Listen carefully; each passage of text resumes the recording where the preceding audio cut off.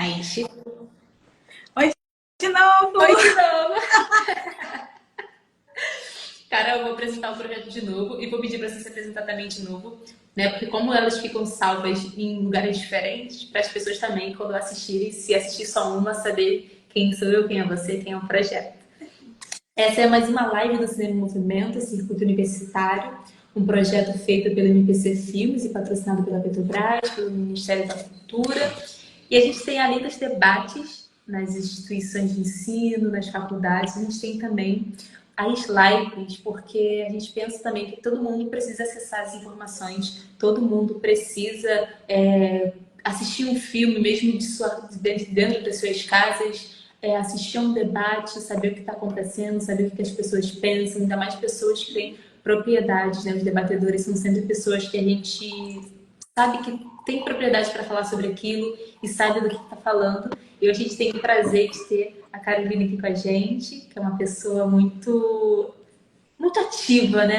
Cara, a gente acabou de conversar agora e você falando, eu falei, caramba, é isso mesmo, sabe? Me dá muita gás, muita energia. E eu queria que você se apresentasse de novo pra gente. Oi, gente! Para quem não assistiu a outra live, eu sou a Carolina Miranda, eu sou jornalista, historiadora pela UERJ, mãe de duas crianças lindas, o Gael e o Pilar, sou sacerdotisa de banda, sou militante e aqui nas redes, ativista de maternidade antirracista e hoje estou enquanto profissional, editora do Nós Mulheres da Periferia, um veículo independente de jornalismo para mulheres periféricas de todo o país. E hoje a gente vai debater o Rio Negro, que é um filme também com muita coisa, né? Eu acho que os diretores acertaram muito, assim, em trazer vários pontos muito importantes do nosso estado, da nossa cidade, né? Queria que você trouxesse alguns pontos que te chamaram a atenção, que fizeram links também com a sua vida, com o seu profissional. Aí, primeiro que ele é um filmaço, né? Ele é incrível, sério. Um documentário de muita qualidade, muito bem produzido, muito bem fotografado, sabe? Com uma narrativa muito encaixada. E eu me senti muito em casa porque a história que o Rio Negro conta, basicamente, né, é um pouco do século XIX, né, do século XIX em diante, e a gente vai esbarrar no meio do século XIX até o meio do século XX ali, né, da história da cidade do Rio de Janeiro a partir da perspectiva do povo preto, né.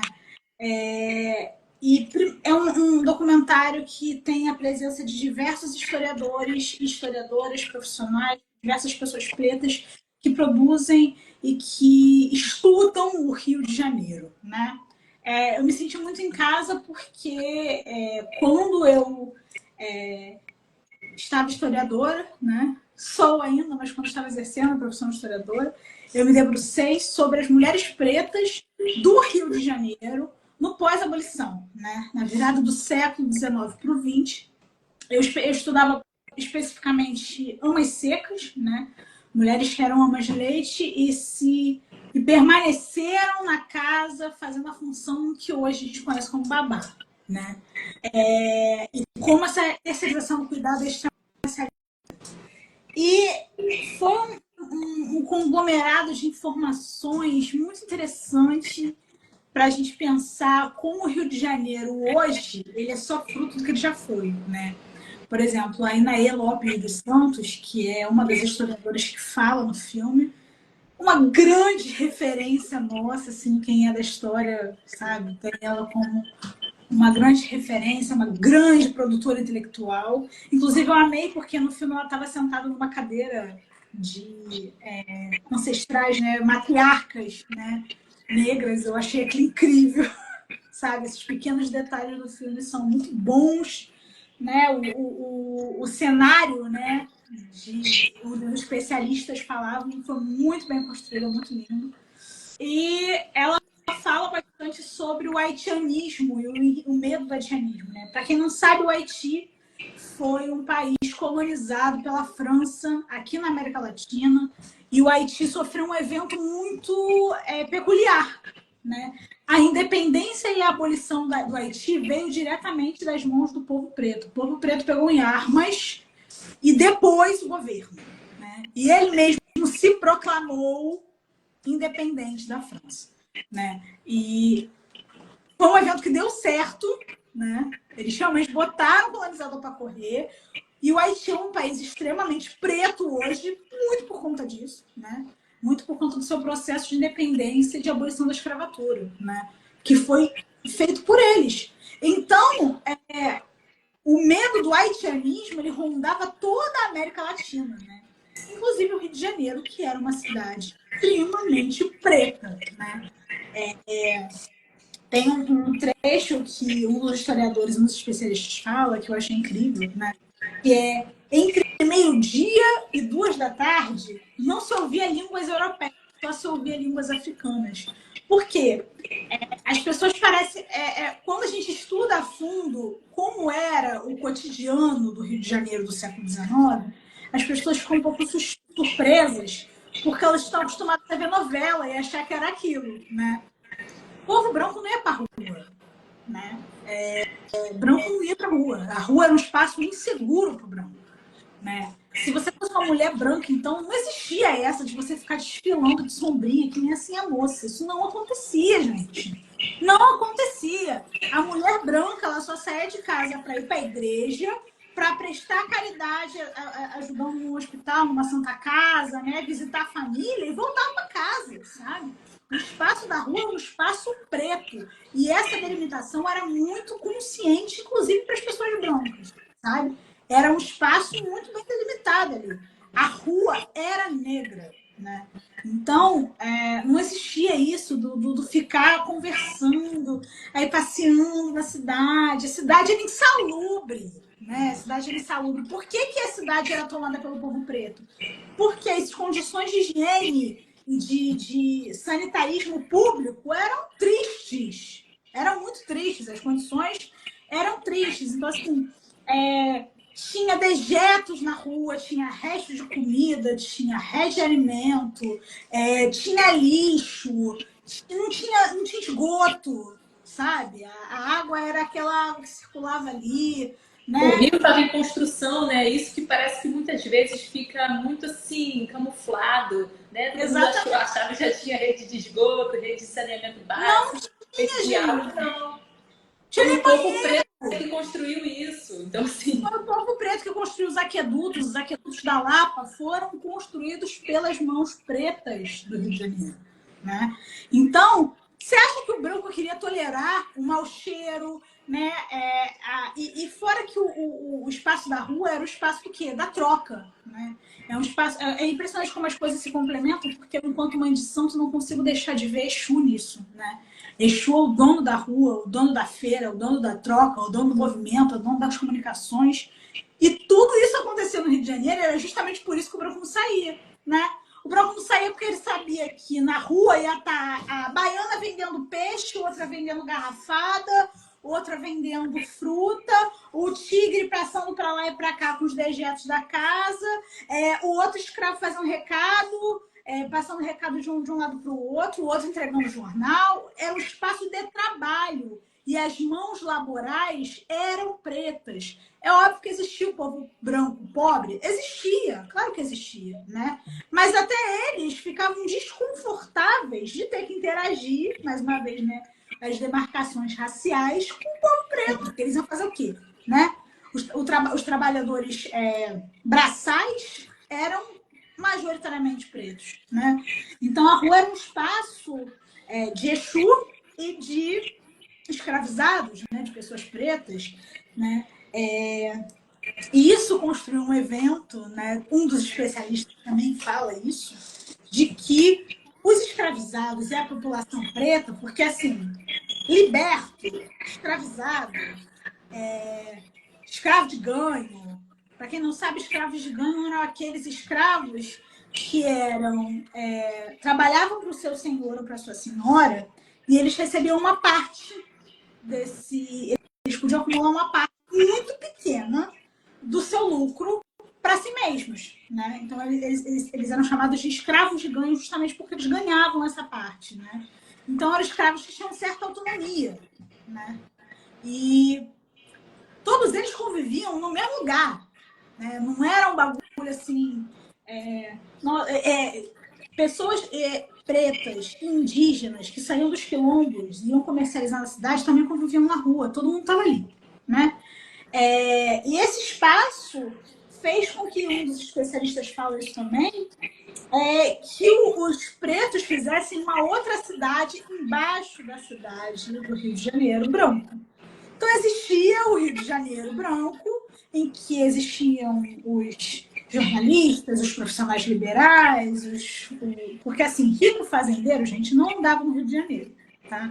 Essa ideia escravizaura de sim, a moça que vocês construíram não existe, né? Essas pessoas não andavam, não circulavam no Rio de Janeiro. Quem circulava no Rio de Janeiro circulava no centro, né? Que era onde as pessoas brancas com mais poder aquisitivo ganhavam. Nessa época, a Lagoa nem era Lagoa, a Lagoa era favela, né? O Jardim Botânico era favela. O que hoje a gente conhece como Zona Sul era lugar de pobre, sabe? Morar perto do mar era uma coisa de pobre, sabe? Enquanto não houve saneamento básico, era onde os pretos jogavam os dejetos. Você queria morar lá por quê, sabe? Era a configuração dos bairros da elite era muito diferente do que é hoje. E aí, bem nesse lugar onde ficava a elite, que era o centro da cidade, onde tudo acontecia, vem a pequena África. Vem esses espaços de resistência no mesmo ambiente, mas espaços de resistência onde as coisas eram diferentes, onde os códigos eram diferentes, as relações eram diferentes e relações intercambiárias. Uma coisa também que a gente estuda enquanto historiadora e que as pessoas não sabem fora da faculdade, infelizmente, né, fora do meio acadêmico, e que esse documentário traz luz a isso, era sobre como não existia essa demarcação extremamente violenta entre o escravizado e o branco. O escravizar, essa ideia que a gente tem na nossa cabeça, construída também pelas pinturas das missões francesas, né? Do Debré, do Rugendas, né? Que a gente vê o preto sendo açoitado e tal. Isso não existia com essa violência toda. Primeiro porque a lei não permitia, né? A lei só permitia uma certa quantidade de chibatadas, uma certa quantidade de castigos, né, para um escravizado, né? Segundo, porque escravizado era mercadoria, você não vai ficar machucando a sua mercadoria o tempo todo, porque senão ela para de produzir. E terceiro, não existia isso de que escravizado não era gente, sabe? Essa ideia foi uma ideia apontada. O branco sabia que o escravizado era uma pessoa. Então, pensa bem, se eu tenho uma escravizada, né? Uma mulher preta, ela é minha escrava. Eu não vou cozinhar, quem vai fazer minha comida é ela. Se eu ficar de muito com as cascais, ela bota veneno na minha comida e eu morro. Sabe? Não existia essa inflexibilidade dessa relação. Existe um historiador incrível chamado João José Reis, ele escreveu um livro chamado Negociação e Conflito, em que ele evidencia justamente essas relações de negociação. Existia uma barganha, não tinha como, sabe? Então, o povo preto, ele também usou dessa barganha como resistência, sabe? Olha só, eu te faço isso aqui, você não faz isso aqui. Não tem como a gente ficar também muito inflexível com você me batendo o tempo todo. Senão eu te mato, né? Como é que não existe as pessoas... Isso é muito importante que eu destaque aqui, né? Eu acho isso muito importante a gente pensar. Esse construto intelectual de que o branco dominou milhões de pessoas pretas apenas pelo poder não existe. Porque isso é reafirmar a supremacia branca. Desde quando eu vou ver eu com milhões de companheiros, vou ver um branco falar, olha só, uma fazenda grande tinha de 100 a 250 escravos. O senhor da Casa Grande, vocês têm que me obedecer, vocês têm que trabalhar para mim de graça, vocês vão ganhar comida, água, um pano para vestir e porrada. E eu vou aceitar não existe isso, sabe?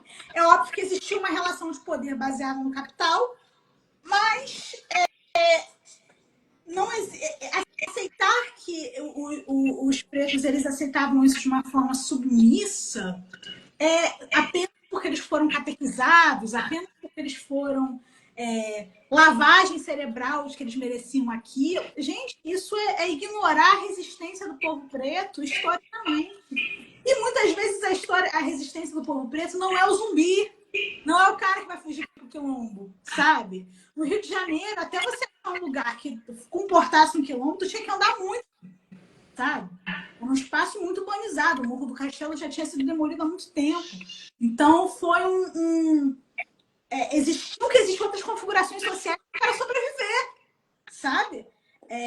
E uma dessas resistências é a pequena África, porque você acha mesmo que os brancos não via que tinha terreiro, que tinha macumba ali, um samba aqui, um capoeira ali. Eles sabiam, sabe? Eles sabiam. Mas você acha mesmo que eles iam bater lá, os caras irem lá e fazer uma revolta e matar eles? Sabe? Era uma relação em que a barganha também era uma resistência do povo preto, sabe? O povo preto, e eu acho que isso também tira um pouco do peso das nossas costas enquanto descendentes, quando a gente olha para a nossa ancestralidade, porque a gente fica nessa luta de tipo assim, eu tenho que lutar, eu tenho que fazer, eu tenho que acontecer. Muitas vezes a luta do povo preto era aqui, ó, silenciosa. A resistência era a esperteza, entendeu? Era calar a boca, tem relatos, a gente estuda documentos, né, de registros policiais datados de 1850, 1860, 70, de escravizados que fugiam com frequência. Não era um escravizado que era fujão, e aí depois ele voltava e levava 200 chibatadas. Era um senhor que chegava na delegacia falando que, olha, essa minha escrava aqui, ela costuma fugir quando ela está chateada comigo. Entendeu? Porque era uma barganha, olha só, se me apertar muito eu vou fugir. Depois eu volto, mas vai ficar uns dias sem vir na cara, entendeu? Existia isso. Essa relação não era baseada, o poder não estava 100% nas mãos do povo branco, sabe? Eles sabiam que tinham que ceder um pouco. E nessa concessão é que chega essa parte do filme, que é uma parte que realmente me toca muito, eu amo muito, né? Que é a parte do carnaval, né? Da origem do carnaval. Que é uma festa que hoje a gente reconhece como extremamente preta e periférica, mas é uma festa que tem origem europeia, né? E o Edmilson, que é um dos especialistas, que é engraçado porque o Edmilson foi meu professor, então foi assim, muito legal ver ele, né? O Edmilson, que é um dos especialistas, fala sobre o surgimento das baianas, que o carnaval era um advento religioso das pessoas louvando um santo, então tinha o altar do santo, com o andor do santo, o santo estava ali, e as baianas vinham na frente e cantando cantigas, inclusive, sobre Santo Antônio que fuma, que bebe, né? Falando sobre o sincretismo. E os brancos deixavam para também manter essa situação de harmonia. De olha só como eu deixo vocês fazerem isso, sabe? E aí o Simas, que é um historiador muito conhecido, muito popular, que estuda a história da popularidade brasileira, do popular, da rua, da vida pública brasileira, em especial carioca, porque ele é carioca, né? O Simas fala sobre... E eu me senti muito acolhida enquanto mãe de santo, porque as pessoas atacam muito o sincretismo da Umbanda hoje em dia, eu sou da Umbanda, né? Porque algum não é São Jorge, Oxalá não é Jesus, Oxóssi não é São Sebastião, mas, gente, eu tô careca de saber disso, Oxóssi também. Entendeu? É muito boa essa fala dele, porque é exatamente isso, né? Tipo, a gente sabe que não é, só que existe uma relação dentro disso historicamente e que faz sentido até hoje, né? Então, assim, a gente sabe, mas o que tem?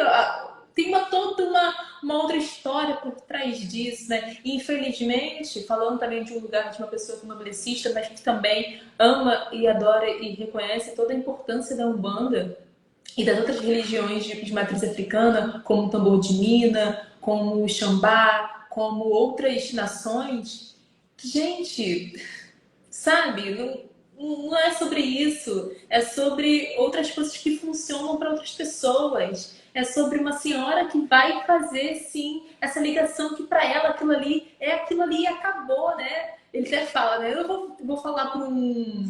Ele fala o nome de uma pessoa, vou falar para um cara ali que tá na feijoada que o Ogum é São Jorge. Ele vai me dar um tapa, ele vai falar, claro que você disse, não precisa sempre falar isso, mas é sobre isso, né? É o que a gente fala bastante na internet. Discussões que só existiriam no Twitter, tipo essa, né? Que na vida real, como o próprio Simas fala, né? Ele não vai chegar pro pai de santo 200 anos e falar que algum é São Jorge, entendeu? Ele vai levar uma porrada, entendeu? Porque é capaz do pai de santo ir lá comer o galo de Ogum, depois ir na procissão de São Jorge, fazer uma feijoada e tá tudo certo. E eu sempre falo para os meus filhos de santo que a gente sabe que Oxóssi não é São Sebastião, que Ogum não é São Jorge, que Xangô não é São João. Mas ter essa representação é uma ode à resistência dos nossos ancestrais. Essa religião só chegou até mim porque um dia eles fingiram que São Jorge era Ogum. Então, hoje que eu tenho essa consciência, louvar eles não é louvar o orixá, é louvar os meus ancestrais. Os meus ancestrais que embutiram o sincretismo como uma inteligência de resistência. É uma resistência do imaginário popular. E é uma resistência tão inteligente que até hoje a nossa cultura não consegue dissociar uma coisa da outra, sabe? E isso é bonito, sabe? Porque é cultural, faz parte de nós, sabe? O candomblé mesmo, sabe? O candomblé é uma resistência. E, por exemplo, até hoje, em alguns terreiros tradicionais de candomblé da Bahia, muitos filhos, quando vão fazer a sua feitura, têm que ir na missa da igreja do Pelourinho, né? Porque faz parte, porque a Yalorixá ou o Babalorixá incluíram no preceito, porque faz parte, porque também é louvar o ancestral que estava ali e que só por causa daquele ancestral que foi na igreja, você hoje pode fazer seu santo, sabe? Graças a Deus, hoje a gente tem a liberdade de entender que Ogum não é São Jorge. Que bom que a gente pôde defender a nossa herança africana de uma forma genuína, sem precisar de máscaras brancas para isso. Isso não quer dizer que essas máscaras brancas também não nos pertençam. Eu acho que é muito mais sobre reivindicar que o sincretismo também é nosso do que querer um purismo africano que o próprio africano vindo para o Brasil não tem. Porque ele soube, quando ele estava aqui, que ele falava uma língua diferente do africano que vinha de outro lugar. Então ele tinha que dar um jeito de se conectar, né? O povo Yorubá, o povo Nagô, o povo Jeje, o povo Mina, eles cultuavam orixás diferentes em lugares diferentes, né? O povo que cultuava Xangô não cultuava Iemanjá. E o povo que cultuava Iemanjá não cultuava Oxum. E o povo que cultuava Oxum também não cultuava Ogum. E eles tiveram que se unir e falar, olha só, se a gente não cultuar todo mundo no mesmo lugar, ninguém vai cultuar ninguém. E originalmente, Ogum e Xangô talvez nem se encontrariam em África. Mas aqui no Brasil isso foi possível, né? Hoje as roupas e vestimentas de candomblé, por exemplo, desculpa eu estar falando, né? Você, candomblé, você sabe muito mais que eu, mas as roupas que hoje a gente vê e que hoje são características do santo são misturas de estampas e vestimentas africanas com roupas que as mulheres escravizadas ganhavam de presente das senhoras. Então, por isso a Oxum usa uma saia balão com babado, né? Com o pano da costa. São coisas que, se você parar para pensar, não ornam, porque não vieram no mesmo lugar. Mas foram o quê? Sendo adaptadas para agradar o orixá. E isso faz parte, isso é bonito. Hoje a gente vê uma Oxum com a saia rodada e olha, nossa, que saia linda. Olha o pano da costa. Olha esse laço. Você acha que esse laço atrás é africano? Não é, sabe? Sim, é muito Das nítido. nossas ancestrais. É muito nítido quando a gente vê, né, o candomblé aqui no Brasil, quando a gente vê o que não se chama candomblé e não é candomblé na África, a gente vê total a diferença, né? A gente vê como muda. E aqui no Brasil, a gente ainda tem algumas casas, algumas pessoas ainda tem a audácia de falar que, não, mas está muito diferente, não está igual. Não, você não está igual a mim, as nossas casas têm que ser igual. Não, não é, cada um cozinha numa panela diferente, né? Quando você traz de um continente para o outro, olha quanta coisa muda, olha quanta coisa transforma, né? Não tem como ser igual, e não é para ser igual, é terra diferente. Lá é uma terra, aqui é outra terra. Lá é um tipo de planta, aqui a gente não vai conseguir ter essa planta. Então a gente vai ter que modificar essa planta. É outro bicho, é outro egé, né? É outro sangue, é outra coisa, não tem como ser, né? Então no Brasil a gente ainda ganha essas outras transformações que devem a ser a Umbanda, ainda ganha o Tambor de Minas, ainda ganha a Nação Xambá. Então, assim, são outras transformações que não tem como a gente ficar dentro aqui mesmo do Brasil e tentar fazer que seja igual. Impossível. Sim. E aí, a gente mesmo teve essas disseminações, como você mesmo falou, né? De várias religiões de matriz africana, não é só uma, né? A Umbanda bebe de África, o Candomblé bebe de África, mas o Tambor de Minas também, o Xambá também, o Jari no Nordeste também, a Jurema Sagrada também, o Batuque no Rio Grande do Sul também. O Brasil é diverso, sabe? A herança africana é diversa. Então, assim, eu acho que é uma briga que a gente nem tem que ter mais, sabe? A gente evoluiu, que bom que a gente hoje consegue ter a capacidade de criticar uma Iemanjá que é branca e falar Iemanjá não é branca. Mas disso a gente todo mundo sabe. Agora, daí, porque o dia de Nossa Senhora não pode ser o dia, enfim, de Iemanjá. Gente, isso é tão pequeno. Iemanjá mesmo não tá nem se perguntando, nem se preocupando com isso, sabe? Exatamente. A Glau, ela fez uma pergunta, só que não apareceu aqui no comentário. Apareceu, acho que só para mim, talvez. Ela falou assim, tá vendo? Sobre o carnaval tem origem europeia. Pode falar mais sobre isso? Obrigada. Sim, o carnaval tem origem europeia, né? O carnaval é uma festa trazida dos portugueses para cá, só que o carnaval ele não tinha as características que hoje ele tem, né?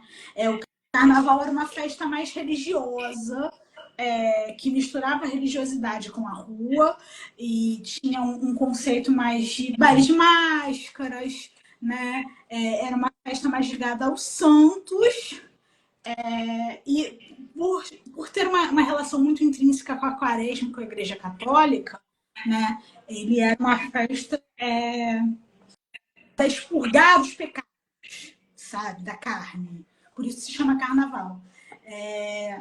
E essa ideia de pecado, de carne, de expurgar, não é nossa. Nossa, que eu digo, não é da herança africana nem da herança indígena, né? Até porque esse conceito de pecado é extremamente europeu, nós não seguimos ele.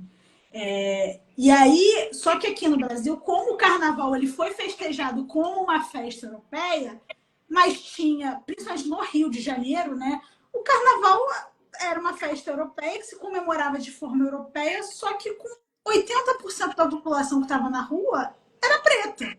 Então não fazia muito sentido. As pessoas que estavam comemorando o carnaval, elas foram readaptando e remodelando isso de uma forma que fizesse sentido para elas. Por exemplo, esse caso do Simas que aparece no Rio Negro, que é o filme que a gente está batendo aqui, é uma festa de carnaval que tem um Santo Antônio sendo carregado, né? E Santo Antônio foi um santo que por muito tempo foi sincretizado com o Orixá Exu, né? Em alguns momentos, em outros ele era sincretizado com o diabo para não apavoro mesmo. Isso era totalmente normal na época. Mas falando, e as baianas na frente estavam falando que Santo Antônio bebe e fuma, né? Que Santo Antônio cuida, que Santo Antônio vigia e tal. E era justamente esse encontro. Porque assim, em Portugal, o Santo Antônio ia continuar sendo cultuado como Santo Antônio. Ele não ia beber e fumar, mas aqui ele bebia. E aí ele foi readaptando o carnaval, e esse carnaval foi tomando uma forma de controle da população branca para essa população preta. Então, eles foram deixando essa festa pra gente. Deixando essa festa pra gente. E aí o povo preto foi tomando essa festa, incorporando os seus valores, as suas necessidades. Né? E aí o carnaval se tornou uma forma de resistência. Né? O carnaval foi se tornando algo mais cultuado, a mostra do corpo, né? Os ritmos que eram permitidos no carnaval, muitas vezes foram permitidos no carnaval. Né? No início do samba, da origem do samba, o samba era um crime. Né? Não exatamente como ritmo, mas assim, se estava no Códigos e Posturas e Normas de 1893, que se você fosse pego, de 1890, que se você fosse pego com instrumentos musicais, você era preso por vadiagem. Então, fazer samba já era um crime, né? Mas no carnaval, não. Então, eles foram começando a incorporar e fazer esses sambas em casas, em residências, quase sempre, de mães de santo, de terreiro, que eram espaços fechados, como a casa da Tia Seata, onde nasceu o primeiro samba, que é pelo telefone, né?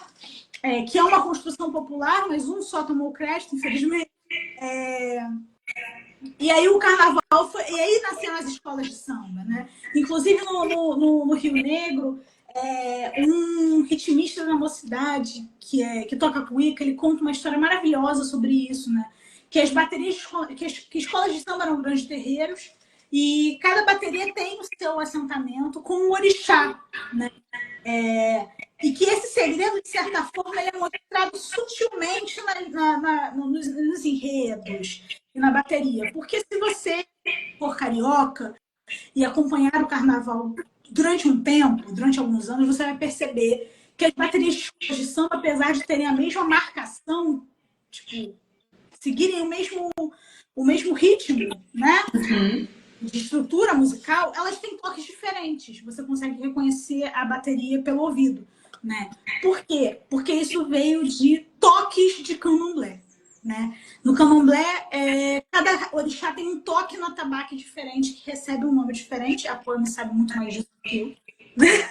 E Sim. cada orixá tem um toque diferente. E ele, como ritmista da Mocidade, estava falando que a bateria da Mocidade é sentada para Oxóssi, né? E que o primeiro mestre de bateria da Mocidade foi o mestre André, que era um ogã de uma mãe de santo, que quando jogou os búzios falou essa história muito bonita, Sim. né? Quando jogou os búzios falou que Oxóssi ficaria muito contente se a escola que estava sendo criada tivesse as cores dele e tivesse o toque dele. Então, o mestre André, que era o ogã dessa mãe de santo, virou mestre de bateria da Mocidade Independente, e ele conseguiu reproduzir o agueré, que é o toque de Oxóssi no candomblé, na caixa da bateria de escola de samba. Só a Mocidade tem o agueré. Só a Mocidade tem o agueré de Oxóssi. Né? Assim como só a Mangueira com um surdo toca. Hoje em dia não tem mais som surdo, né? Mas por muito tempo a bateria da Mangueira se chamava surdo 1, porque ela só usava o surdo de primeira marcação. Né? Tem o barravento na sua bateria, né? Assim como o Império Serrano muitas vezes toca para algum dentro da bateria, porque é o orixá de apadrinhamento, né, da escola de samba, Império Serrano na escola de Ogum. Então, essa relação entre o candomblé, a umbanda e a escola de samba, ela sempre existiu. E que é engraçado, porque recentemente teve aquele caso ridículo, né, de uma influencer que produz conteúdo adulto, ela vive em Trizal, né, e aí ela foi convidada para desfilar no Salgueiro, e o enredo do Salgueiro, para quem não sabe, esse ano é sobre fechamento de corpo, macumba, mandiga, rituais, né, de matriz africana no geral. E ela foi ouvir o samba, e como ela teve uma criação evangélica, ela decidiu não desfilar mais, porque o samba era demoníaco. Só que isso é uma coisa que, assim, só quem não conhece o carnaval falaria uma coisa dessa, porque o carnaval sempre foi uma coisa. Desde que o carnaval virou preto, ele é macumbeiro, sabe? Não precisa ter um samba. O carnaval pode estar falando da Alemanha, como já falou. Pode estar falando do, sei lá, do Boni, do Roberto Carlos. A macumba vai estar lá. Você vai achar que você está desfilando para um enredo uma pessoa branca, super do bem, vai falar da Xuxa, vai falar do Roberto Carlos, vai falar de grandes personalidades brancas, o macumbeiro está lá, o toque do orixá tá na bateria, a mãe de santo já lavou a avenida que você vai passar, porque é um ritual que todo ano acontece, sabe? O assentamento já foi arriado para a escola passar, porque teve um ebó para aquela escola desfilar. Alguém jogou os buços para saber se aquele enredo podia ou não podia passar. Assim, Exatamente. conhece o carnaval para falar uma besteira dessa, sabe? Pois é, porque a gente tem o carnaval hoje em dia também. Eu também sou muito fã de carnaval, que eu nasci numa terça-feira de carnaval. Então, imagina, né? O carnaval tem essa coisa muito espetacularizada, infelizmente, um pouco. Né? A gente sabe como ele chega na Sapucaí, a gente sabe de todo, né? Esse movimento dos camarotes, todo o movimento que é bom, por um lado, também para as escolas terem valores, ter dinheiro, para isso ser valorizado, para as comunidades serem reconhecidas. Todo mundo sabe que a Mangueira é na Mangueira, todo mundo sabe que a Portela é em Madureira, todo mundo sabe que a Beija-Flor é em Nilópolis. Então, não só no Rio de Janeiro, quanto também na Baixada, né? Como a Beija-Flor, na verdade, como o Grande Rio é em Caxias. Então, tem essa... Flores de Niterói, Poço da Pedra de São Gonçalo, Exatamente. da Ponte de São João de Meriti, tem um monte, né? Dentro do Rio, enquanto cidade, fora do Rio, na Baixada Fluminense, né? E também em Maricá, por exemplo. Então, tem essa coisa, né, do mercado, tem essa coisa muito de espetáculo, mas isso é uma parte, né? O pilar do carnaval, o pilar da Sapucaí, das escolas de samba, é realmente um pilar que é um orixá que está ali regendo, é uma matriarca ou uma pessoa que fundou aquilo ali, entregou para tal orixá, ou para tal santo, ou para tal entidade, ou para tal exu, tal catiço. Então, a pessoa que não estuda, a gente volta um pouco na nossa live anterior, a pessoa que não lê, que não escuta, que não assiste nada, ela fica só achando que é aquilo ali, né? O único dia na Sapucaí, 1h15 de desfile. Mas não é só 1h15, né? É todo o enredo, é toda a trajetória de 9 a 10 meses que a escola ela sai da quarta-feira de cinza e ela não para, ela volta a trabalhar. As pessoas da comunidade voltam a trabalhar. Quantas escolas de samba empregam, né, as pessoas que moram ali? Então, assim, é todo um ciclo, né? É toda uma cadeia assim, de coisas que acontecem que a gente vê ali o resultado final, entre aspas, em 1h15 de Sapucaí. Mas tem toda a base que sustenta essa escola de samba, né? Toda a base que sustenta essa comunidade. E é o que não é visto pelas pessoas que acham que é isso, né? O carnaval é só ali, se botar sua linda fantasia, né? Sua linda roupa linda ali, você paga para desfilar, e aí você vai, você fica famosa naquela data do ano, né? Você só malha, né? Você tem que malhar, tem que estar com o corpo super definido e dane-se o restante de todo o conhecimento. Mas é isso, né? Não sabem o pilar que sustenta aquilo, né? Não sabem das ligações, né? É muito engraçado isso, né? Sobre como essa relação do Rio de Janeiro. Eu estudei o Rio de Janeiro na história porque eu escolhi estudar o Rio de Janeiro porque eu tenho uma relação de amor com essa cidade profunda, intrínseca, porque o Rio de Janeiro, ele é mágico. E não é uma... Ai, não, porque tem praia. Não tem nada a ver com a praia. O subúrbio do Rio de Janeiro é mágico demais, sabe? Porque no Rio de Janeiro as coisas elas vão se cruzando de uma forma que você está num espaço... é só você andar no centro da cidade para você ver, por exemplo.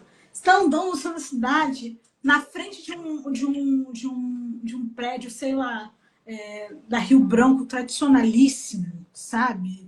Onde milhares de pessoas brancas, ou até mesmo no CCBB, que é um prédio de um banco riquíssimo, totalmente construído, é um prédio eclético, com influência neocolonial, né, com alguns detalhes em Art Deco, todas as influências europeias, construído num espaço extremamente preto. Se você andar 10 minutos, você vai chegar no cemitério dos Pretos Novos.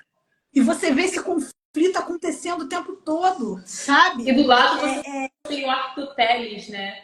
e atrás você tem a Praça 15, que era um dos maiores portos. Então, assim, você entra no Arco do Teles, é uma energia. O tempo todo se cruzando. Só que a carioca entende a energia do Arco do Teles. Aí você sobe um pouco, tem a Pedra do Sal, sabe? Que é um lugar de energia extremamente preta. E é só você chegar lá. Inclusive, teve muito esse debate também, debate que só acontece no Twitter, de que alguns lugares tinham uma energia muito pesada, sabe? Da Pedra do Sal, do Arco do Teles. Sim, eu escutei ver isso. De preto.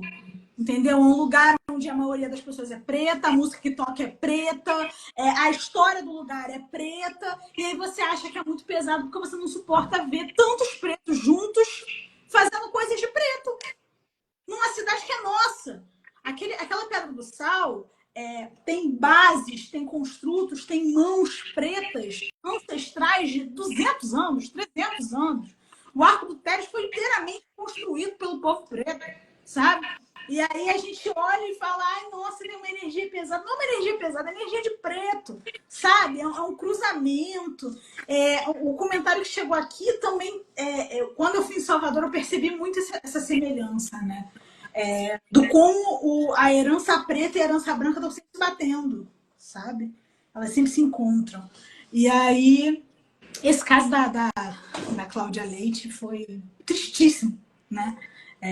Tristíssimo porque não é uma questão de fé. Não é uma questão de fé, sabe? Quando a gente canta Erguei as mãos e dai glória a Deus, que a gente foi criado no Padre Marcelo Rossi, não quer dizer que a gente é católico. Quer dizer que a música sabe? É assim que sucesso que eu vi, vai cantar, erguei as mãos e dá glória a Deus. Inclusive, o próprio Quinho chegou e pegou a música e falou: erguei as mãos, Salgueiro vem aí, virou um ícone do Salgueiro, sabe? Mas quando a gente ouve falar erguei as mãos e dá glória a Deus, a gente não pensa em falar erguei as mãos e dá glória a Exu. Porque a música sacra que toca na igreja católica é assim, não vou mudar. O Quinho, quando cantou isso, não foi lá na igreja do Padre Marcelo Rossi, mudou a letra dele, sabe? A Cláudia Leite estava no espaço preto, cantando música preta, bebendo e lucrando da fonte da música preta e demonizando essa música. Porque ela não louvou Yeshua porque ela é evangélica. Ela louvou Yeshua porque ela acha que é um pecado falar de Iemanjá. Citar o nome da nossa orixá. Um orixá que foi responsável também pela criação do ritmo do qual ela lucra, né? Cláudia Leite de São Gonçalo, gente. Leste Fluminense do Rio de Janeiro, sabe? Ela foi para a Bahia e bebeu e se aproveitou do suco do axé, né? E aí, do nada, não, esse suco não me serve mais porque eu sou evangélica, sabe? Então, é uma coisa que aqui no Rio de Janeiro também tem muito forte, né?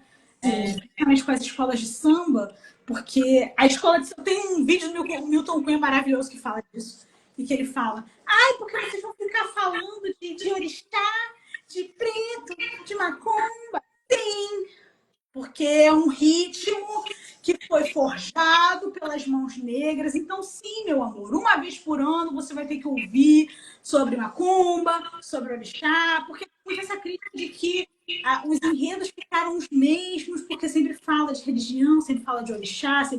Gente... Mas é o único momento que as pessoas param para respeitar e para ouvir, né? É o único momento que é bonito. Exatamente. Os enredos têm uma função muito forte de política, de trazer um pouco da realidade daquela comunidade, né? Da realidade daquelas pessoas que estão ali, ou uma realidade que está acontecendo no Brasil, né? Quando a gente teve o enredo com o livro Defeito de Cor, ele esgotou, né? Para você ele ver esgotou. Do carnaval. Exatamente, é um livro riquíssimo, importantíssimo, né? Que as pessoas não sequer conheciam. E aí, quando ele saiu na avenida, acabou. No outro dia, ele estava esgotado, né? Online. Então, assim... É um livro que, no país em que pesquisas recentes falam que é um povo que não lê, esgotou um livro de mais de 1.100 páginas. O Defeito de Cor não é um livro fininho. Ele é um calhamaço de mais de 1.100 páginas que esgotou devido à potência de um enredo.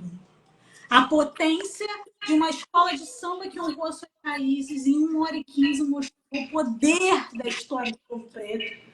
E aí, imediatamente, o livro esgotou. Um livro difícil de esgotar, porque é grande, né? A maioria das pessoas, né, com a vida corrida, como é que eu vou ler um livro de mais de 1.000 páginas? E sim, o Carnaval conseguiu isso, sabe?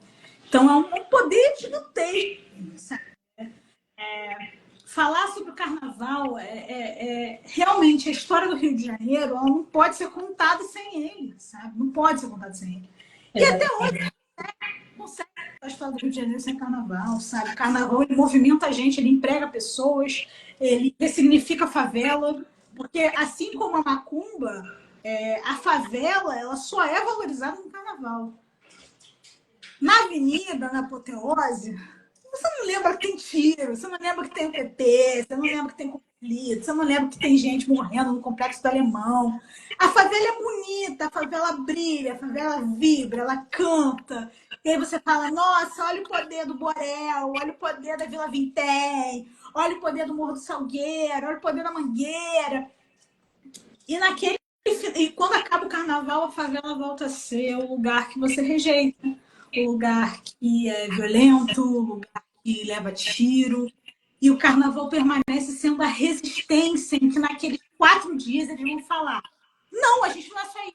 Olha só o que a gente consegue fazer. A favela é pobreza, então que riqueza é essa aqui que eu estou mostrando? Sabe? Se eu sou tão pobre, tão favelada, tão miserável, que riqueza é essa aqui que eu estou mostrando? Que é o maior espetáculo a céu aberto do mundo. Então, assim, é um fenômeno que, apesar e graças a Deus que se disseminou, né? Hoje em dia nós temos escolas de samba em São Paulo, nós temos escolas de samba no Espírito Santo, e está se alastrando por outros estados do país. Que bom, né? Que as comunidades estão fazendo isso e resistindo através do samba, porque é para isso que o samba serve, é daí que o samba nasceu. Mas especificamente no Rio de Janeiro, é um negócio que é impossível se dissociar dela, sabe? O Rio de Janeiro, ele bebe da escola de samba, ele bebe do carnaval, ele bebe do carnaval de rua, e não, eu acho que é impossível contar a história do Rio de Janeiro sem contar a história do samba, sem contar a história do atabaque, sem contar a história do tambor, porque é isso que fez o Rio de Janeiro ser o Rio de Janeiro, inclusive, sabe? É engraçado porque, por exemplo, tem uma parte do comentário em que, com a princesa Isabel falando sobre a Lei Áurea, o Machado de Assis conta numa crônica que foi a primeira vez que ele viu o povo, porque as pessoas não iam para a rua, mas quem estava na rua? E a rua não era silenciosa. A rua tinha batuque, a rua tinha samba. Tanto que nos códigos de posturas e normas da República, o primeiro, né, tantã, chocalho, violão, pandeiro, era vadiagem, uma cadeia, sabe? Por quê? Porque era isso que tornava a rua a rua. E a rua só era assim porque ela era preta. A rua do Rio de Janeiro é preta e até hoje ela permanece preta. Foi gostoso demais ver esse documentário porque ele fala muito sobre isso, sabe? Sobre como não dá para contar a história do Rio de Janeiro sem passar pelo povo preto. É muito bom. Sim, exatamente. E eu fico muito feliz também de estar debatendo com você aqui, sendo você essa pessoa preta, essa mãe santa, essa pessoa que está muito ativa né, felizmente nesse movimento que a gente precisa muito, que a gente resiste e existe a partir dele, não tem como não ser, né? Tem um comentário, acho que da Fanu. Aqui em Manaus dizem que o nosso carnaval é o terceiro maior do Brasil. Temos uma influência muito grande da encantaria do Maranhão e do Pará. É meu sonho conhecer o Carnaval de Manaus. Nossa, deve ser muito maneiro. São 2 coisas que eu queria conhecer: o Carnaval de Manaus e o Festival de Parintins, né, que acontece em outros momentos do ano, mas são 2 espetáculos culturais muito maneiros. Né? Eu queria muito conhecer. Eu já vou falar bastante do Carnaval de Manaus. Eu vou ali rapidinho, porque eu quero pegar um livro para indicar para quem está assistindo. Sim, sim, claro.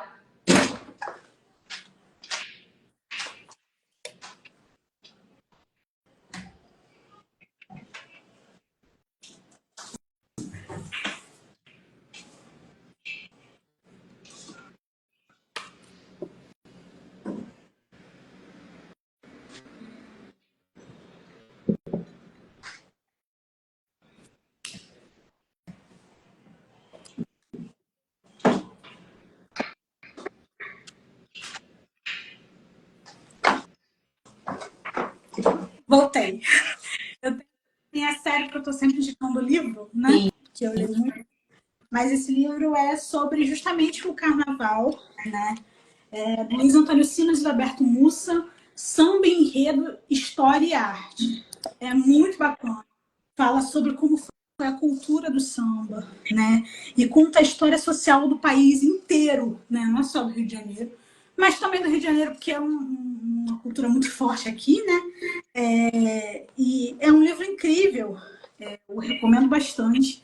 Então, assim, quem gostar de se interessar pelo tema, que gosta de carnaval, Samba de Enredo, História e Arte, é o Luiz Antônio Simas, o historiador que está no Rio Negro, no documentário que a gente está tendo, e o Alberto Mussa, que também é outro pensador e escritor da cultura popular, muito interessante mesmo. Então, quem estiver assistindo, tiver mais interesse em descobrir mais sobre isso, vale a pena a leitura. Sim, muito obrigada, Carolina. Acho que é isso, assim, a gente tem que tirar 30 minutinhos, né? Ainda mais quem não é do movimento, quem não tem tão perto nessas diferenças de pessoas como você, outras pessoas militantes, outras pessoas pesquisadores, historiadores, que tem que buscar, assim, ninguém vai vir para você falar desse aqui, ó, toma aqui uma cartilha, né, para você conhecer a nossa história, conhecer, né, o movimento. Não, não é assim. A gente já está no outro, até 2025, né, num ano totalmente tecnológico e com muita coisa. No tempo da minha mãe não tinha. Não precisa que te mandem, você pode buscar, você pode acessar, você mesmo pode buscar. É importante esse movimento também, né? Exatamente, é aproveitar das redes sociais, né, que a gente está vindo de uma semana aí totalmente, né, do dono dela falar o que ele falou, enfim, tão difícil. Então a gente tem que usar essa ferramenta que a gente, né, usa para acessar mesmo o conteúdo de influenciadores, de pessoas como você, de pessoas que vão para uma outra linha, né? Vão para uma linha bem mais importante do que só rolar vídeos de 30 segundos de conteúdo que a gente só passa o tempo assim, na verdade joga o tempo fora, né? Carolina, você queria trazer mais alguma coisa? A gente pode ir encerrando. Olha, eu só queria trazer que assistam Reunir, fotografia incrível, tem imagens históricas muito boas, convidados muito bons, sabe? Tem o Simas, Luiz Antônio Simas, quem gosta de carnaval conhece Luiz Antônio Simas. Tem a Tana de Paula, que é arquiteta e urbanista, vereadora do Rio de Janeiro. Tem muito historiador bom comentando sobre as coisas. Tem cultura, carnaval, história. O cenário é lindo, produção impecável. Então, assim, vale muito a pena para quem quer ter uma perspectiva da história diferente assistir. Sabe? Foi um documentário que realmente foi um presente ler. Como historiadora, ver e entender. Tinha coisas que eu não sabia, sabe? Então, tem certeza que vai ter coisas que você também vai descobrir que você nem sabe também. É um filme realmente incrível, inovador, vale muito a pena conhecer, sabe? Tá disponível. Então, assim, se tá disponível, cara, não custa, sabe? Vai lá, Exatamente. prestigia. Você fica pagando aí R$ 60 numa Netflix que você nem vê, 200 streams que você nem assiste, sabe? Tá de graça aí para você assistir produção brasileira, nossa, na nossa história, vai assistir. Muito bom, muito bom, muito bom. Recomendo muito. Exatamente. E também sigam o Casa Favela, né? Seus projetos. Fala deles, por favor. Eu sou educadora do Casa Favela, então sigam o Casa Favela, Casa Favela é uma ONG do Alto da Boa Vista, que trabalha com crianças da comunidade, é muito legal. Eu faço parte de outro projeto também, então se eu puder fazer o jabá dele, eu sou fundadora do Projeto Calunguinha, @Projeto Calunguinha, é um projeto que faz ação social para a população em situação de rua do centro do Rio de Janeiro. Todo mês a gente vai lá, distribui comida, distribui afeto, distribui um pouco de atenção e carinho e ocupa esse espaço que, infelizmente, o Estado não ocupa, né? Então, por favor, sigam lá, Casa Favela, Projeto Calunguinha e me sigam também se vocês tiverem mais interesse. Isso. Muito obrigada, Caroline. Muito obrigada pelo seu tempo, pela dedicação, pela aula que você deu. Nossa, quero muito depois anotar com calma tudo que você falou. Muito obrigada, o Cinema em Movimento te agradece muito pela parceria e que seja uma parceria longa aí, já que a gente é do Rio de Janeiro, já que a gente consegue estar mais pertinho também.